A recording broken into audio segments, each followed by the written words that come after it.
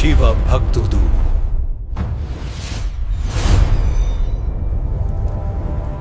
ఈ వీడియోలో మీరు తెలుసుకునే ముఖ్యాంశాలు: శివనింద వినలేక పార్వతి వెళ్ళిపోవడానికి సిద్ధమవడం, శివుడు బ్రహ్మచారి రూపం వదిలి నిజ రూపంలోకి రావడం, శివ సాక్షాత్కారం, పార్వతి ఆశ్చర్యం లేదా సిగ్గు, శివుని అద్భుత వరం నేను నీకు దాసుడని, పార్వతి అలసటను శివుడు పోగొట్టడం, వివాహానికి ఇద్దరి అంగీకారం, ప్రేమ భక్తి కలిగిన ఈ అద్భుత దృశ్యాన్ని తప్పకుండా చివరి వరకు చూడండి.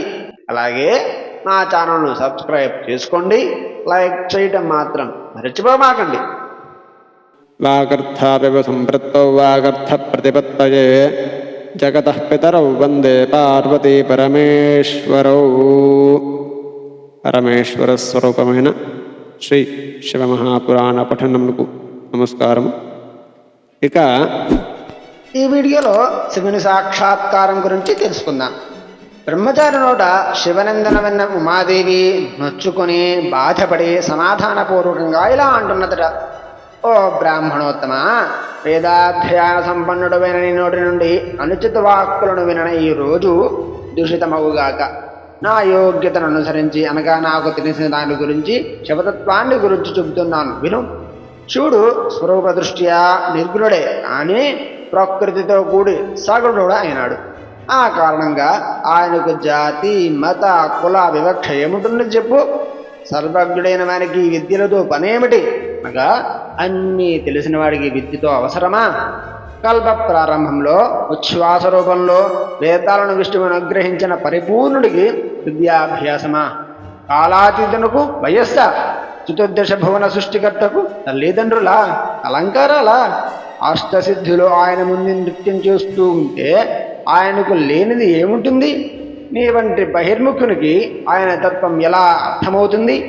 ఆయన ధరించి చితాభస్మం అపవిత్రమే అయితే బ్రహ్మ విష్ణువాదులు ఆయన శరీరం నుండి జారిపడిన భస్మమును శిరస్సుపై ఎందుకు ధరిస్తారు?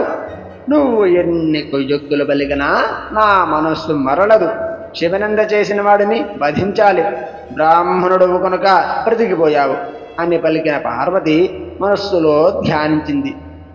ఆ కపటబొటువు ఇంకా ఏదో చెప్పబోతూ ఉంటే తన చలకెత్త అయిన విజయను పిలిచి, ఈ దుష్టుడు ఏదో చెప్పబోతున్నాడు. శివనిందన చేయటం మాత్రమే కాదు, వినటం కూడా మహాపాపం. ముందు వీడిని బయటకు నెట్టండి, ముట్టుకోకండి, అది మరింత మహాపాపం. ఈ దండాన్ని మెడ మీద పెట్టి నెట్టండి అని ఉమాదేవి కోపోద్రిక్తురాలై ముందడుగు వేసి వెనకెదిరికి వెళ్ళిపోతున్నంతలో చంద్రరేఖామౌళి, నీలాగలుడు, ధవళాఖీలాంగుడు, మదనహరుడు, నాగకుండలధారి, భువనకర్త, గిరిరాజ నిలయుడు, సర్వగురుడు అయిన విశ్వనాథుడు సాక్షాత్కరించి ఆమె చెయ్యి పట్టుకొని నిలువరించి, దేవి, నన్ను విడిచి నువ్వు ఎక్కడికి వెళ్ళగలవు? నువ్వు నా సనాతన ధర్మపత్నివి. నీ తపస్సుకు నేను ముడిపోయాను, ప్రసన్నుడనయ్యాను. వరం కోరుకో, రా, నా నివాసమైన కైలాసానికి నాతో రా అని వరప్రదానం చేశాడట పరమేశ్వరుడు. హరి ఓం తత్సతు. ఇంతటితో శివుని సాక్షాత్కారం అనే ఘట్టం పరిసమాప్తి. రేపటి వీడియోలో శివపార్వతి సంవాదం అనే ఘట్టం గురించి తెలుసుకుందాం. స్వస్తి. వీక్షకులకు ధన్యవాదాలు. దయచేసి శివభక్తుడు ఛానల్కు సబ్స్క్రైబ్ చేయండి.